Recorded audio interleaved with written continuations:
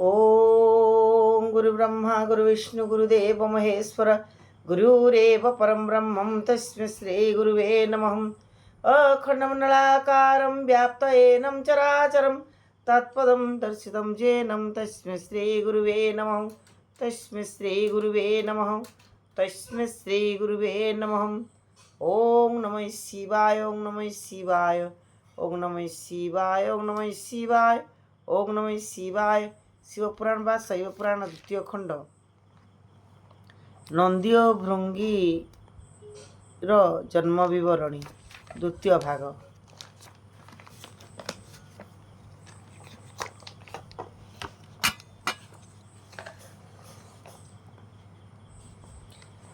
मुहि काहि जनमिली मोर नाम किशोर के मन्ते सर्वदा तुम्भे अट मोर ईश्वर सर्वदा तुम्भर सर्वदा जेबे प्रिया अटे मुहि अनुग्रह करी एहा सबु दिय कहिम ए बचन शुणी कह तिजे पशुपति যাহা পচারিল তাহা শুণ সত্যবতী পূর্বজন্মে তুম্ভ নাম অটে জয়া দেবী পার্বতী তপস্যা কালে থিল মতে সেবী কৈলাস কন্দরে পার্বতীঙ্ক সঙ্গে থিল সাপ পাই আসি মর্ত্যপুরে মহেল আম্ভে ওটু সাক্ষাতরে গৌরীপতি হর এতে কহি অন্তর্ধান হেলে শশী ধর আভ্রুষভ পৃষ্ঠরে প্রভু বিজে কলে যাই মায়াকু তাঙ্কর জানি ন পারিলে কেহি এথু অনন্তরে কথা শুণ সর্বজ্যোতি সবু কহি অন্তর্ধান হন্তে পশুপতি ধর্মকেতু নৃপসুতা স্মরি শিবরূপ অনেক আরত হই করিলে বিলাপ বলন্তি কুআড়ে গল হে প্রাণ বল্লভ তুম্ভ নাম গোটি পোরা ওটে সদা শিব আ কৈলাসপুর কুমতে সঙ্গে নিয় স্বামী ন ছাড় অনাথ করি আহে অন্তর্যামী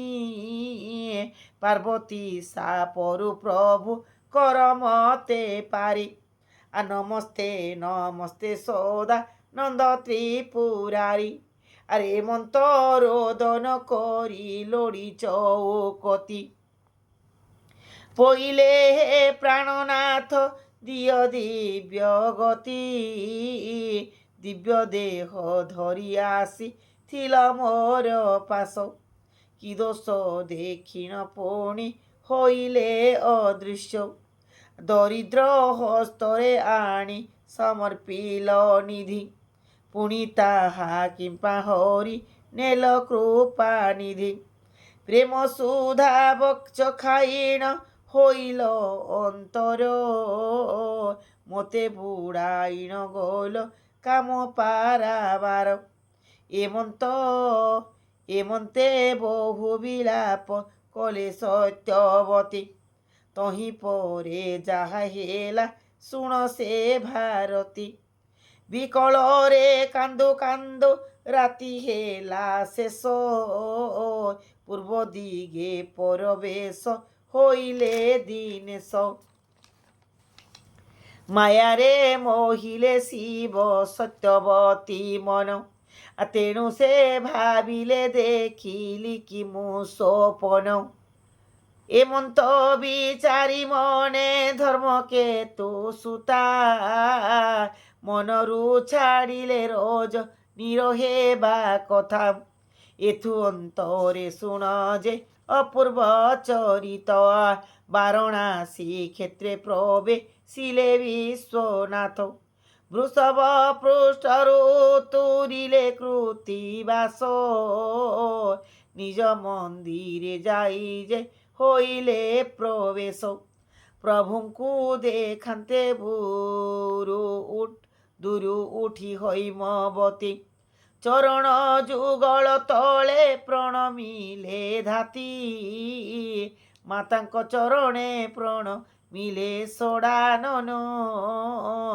ଗଣେଶ ପଡ଼ିଲେ ଯାଇ ଜନନୀ ଚରଣ ତହିଁ ପରେ ସଦାଶିବ ବସିଲେ ଆସନେ ପାର୍ବତୀ ରହିଲେ ଏକା ତାଙ୍କ ସନ୍ନିଧାନେ ତାହା ଦେଖିବେନି ପୁତ୍ର ବାହାର ନବରେ ବାସ କଲେ ଶିବଗଣ ଘେନି ସଙ୍ଗତରେ ବିଚିତ୍ର ମନ୍ଦିରେ ବାସ କଲେ ଶୂଳ ପାଣି ଆଗେ ଉଭା ହୋଇ ବୋଲ ତିଜେ ଠାକୁରାଣୀ आहे प्रभु विश्वेश्वर ब्रह्मांड ठाकुर समस्त चरित मते होइला गोचर आसिबा बाटरे काली घटिबा वृत्तांत जानी अति आनंदित हेला मोर चित्त मोहि एका जया ओटे आन नाही एथे से मते सेविछि पिला दिनरु सन्तते तप कला काले मोर संगे थिला जया मतुले अनेक कष्ट सहिछि ता काया मुकला तपस्या फले अछि तार भाग तेणु से पाइला प्रभु तुम अंग संग आजे मन्ते मोहर कार्तिकेय गणनाथ तेमन्ते जन्मिबे जया गर्भुवेनी पुत्र एते बोली भगवती प्रभु मुख चाहि आनंद रे हस हस हेले उभा होई यहा सुनी अल्प अल्प हसी त्रिलोचन उठी आसी पार्वती को कले आलिंगन श्रीमुखे चुम्बन देई भुज धरी टाणी अंतपुरे प्रवेशिले शंकर सर्वाणी काशी क्षेत्रे वास कले प्रभु निश्चिंतरे मन देई शुण सर्वे एथु अनंतरे तेणे सत्यवती हर बीर्जे गर्भवती सौध गृहे वास कले काहाकु न कही दिनु दिन अंग कांति दिशिला पांडुर जेसने दिश ईश्वर काले सुधा करो ईश्वर करे तो जेणु गर्भे छंती बही तेणु से सुंदर पण के पारिब कही तेणु से सुंदर पण के पारिब कही दिन को दिन उदर हेला वर्धमान भारा पाई सत्यवती विचारती मन शिवं को भजिले एका एथु हे विपारी आरे एते बोली मने चिंता कले शूलधारी भ्रमरे हुअन्ते परी पूर्ण 10 मास धर्मकेतु नंदिनी रे साप हेला शेष उलग्न उत्तम लग्न रे बेनी पुत्र करी जात देह छाड़ी सत्यवती चलिले तोरित पर्वर स्वरूप धरी पार्वती को पासे आसेवा कले जया नाम बहिण बहरसे तांकु देखी माहेश्वरी तो समन होई रखिले आदरे करी निज पासे नेई से जे बण बेनी पुत्र गले जात करी ताहांको चरित एबे शुण तपचारी बेनी पुत्र जात कला মাত্রে সত্যবতী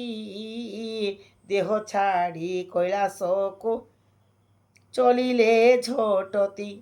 ଆଉ ତାଙ୍କ ସମୀପରେ ଯେତେ ଥିଲେ ପରିବାରୀ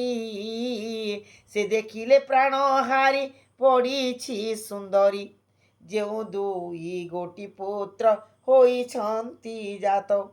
ତେଜରେ ସେ ଦିଶୁଛନ୍ତି ଯେସନେ ଆଦିତ୍ୟ।